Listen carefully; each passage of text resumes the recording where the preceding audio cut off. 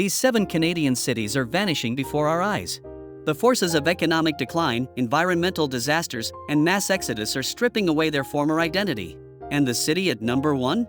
Even I wasn't ready for it. Let's dive in, no fluff, just the raw facts. Thunder Bay, Ontario. Thunder Bay was once a vital industrial centre in northern Ontario, powered by forestry, manufacturing, and transportation. In the mid-20th century, the city thrived, bolstered by a booming pulp and paper industry and its strategic location on the Great Lakes. But as global markets shifted and demand for Canadian lumber declined, Thunder Bay's fortunes took a turn for the worse. Factories shut down, jobs disappeared, and the city's population, once approaching 130,000, has dropped below 110,000 and continues to shrink. The economic downturn isn't the only problem. Thunder Bay has struggled with a rising crime rate, ranking among the most violent cities in Ontario per capita. Poverty, addiction, and homelessness have surged, while local businesses have struggled to stay afloat. Entire neighborhoods now show signs of neglect, with abandoned homes and boarded-up storefronts becoming more common. Some efforts have been made to revitalize the city, including investments in healthcare and post-secondary education, but without a major economic boost, Thunder Bay risks becoming another northern town left behind by progress. St. John, New Brunswick. St. John is Canada's oldest incorporated city and was once a key hub for shipbuilding and maritime trade. Throughout the 19th and early 20th centuries, it was a thriving port city, its economy driven by industries ranging from oil refining to paper production. But as traditional manufacturing declined and jobs vanished, St. John began to slip into economic stagnation. Today, St. John faces some of the worst population decline in the Maritimes. Young people are leaving for bigger cities like Halifax or even heading west in search of work. As a result, the city's median age has risen sharply, and many neighborhoods now feel eerily empty. Once thriving commercial areas struggle with vacant buildings, while aging infrastructure and underfunded public services have only worsened the problem. Some revitalization efforts, including waterfront redevelopment projects, have offered a glimmer of hope, but the question remains, can St. John reclaim its former prominence, or is it destined to continue its slow fade into irrelevance? Windsor, Ontario. For decades, Windsor was known as the backbone of Canada's automotive industry. Located just across the river from Detroit, Windsor benefited from its deep ties to American car manufacturers, and at its peak, the city was home to thousands of well-paying auto sector jobs. But when the North American manufacturing industry began to decline, Windsor was one of the hardest-hit cities in Canada.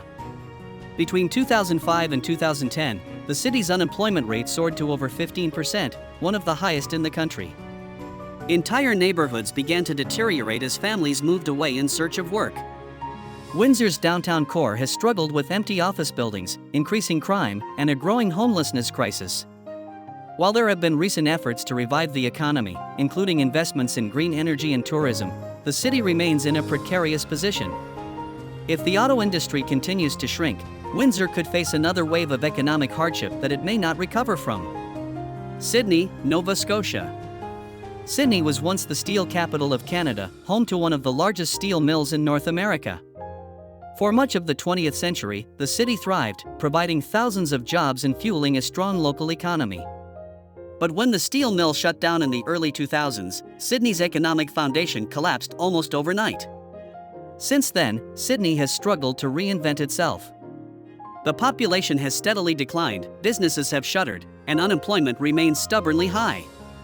The local economy now relies heavily on seasonal tourism, but that's not enough to sustain a city year-round.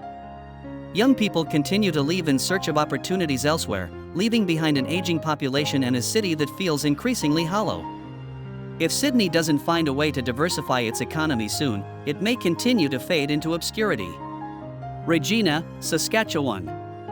As the capital of Saskatchewan, Regina has historically been an important center for agriculture, government, and energy production.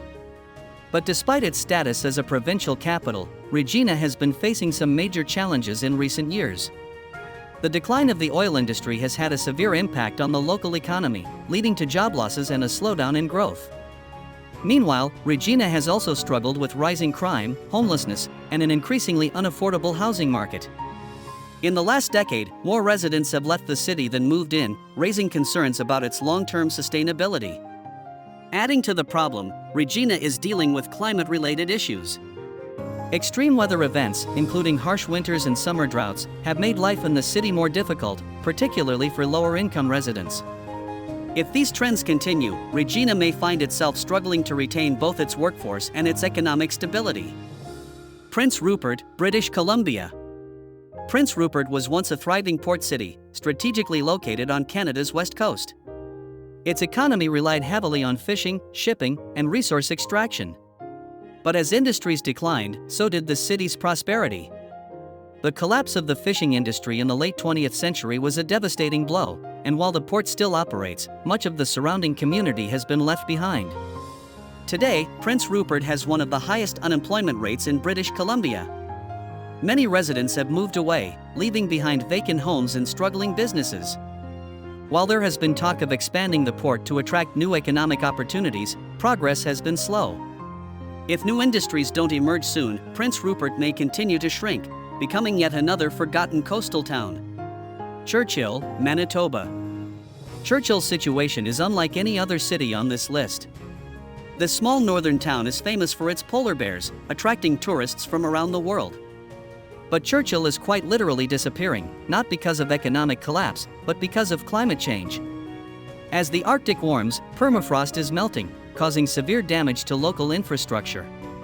Rising sea levels and coastal erosion are also threatening the town's existence. Perhaps most devastating was the repeated flooding of the railway, the only land connection between Churchill and the rest of Canada. Without a reliable transportation link, the cost of living has skyrocketed, forcing many residents to leave. Scientists warn that Churchill could be one of the first Canadian communities to be permanently displaced due to climate change.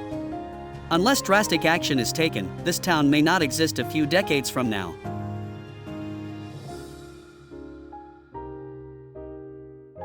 From economic downturns to environmental crises, these cities are struggling to survive.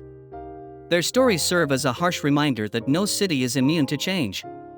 Whether through economic collapse, shifting industries, or climate disasters, urban decline can happen anywhere. What do you think? Can any of these cities turn things around, or are they destined to fade away? Let me know in the comments, and if you want more deep dives into Canada's changing cities, don't forget to hit subscribe. This is your host, signing off from Canada's Vanishing Landscapes.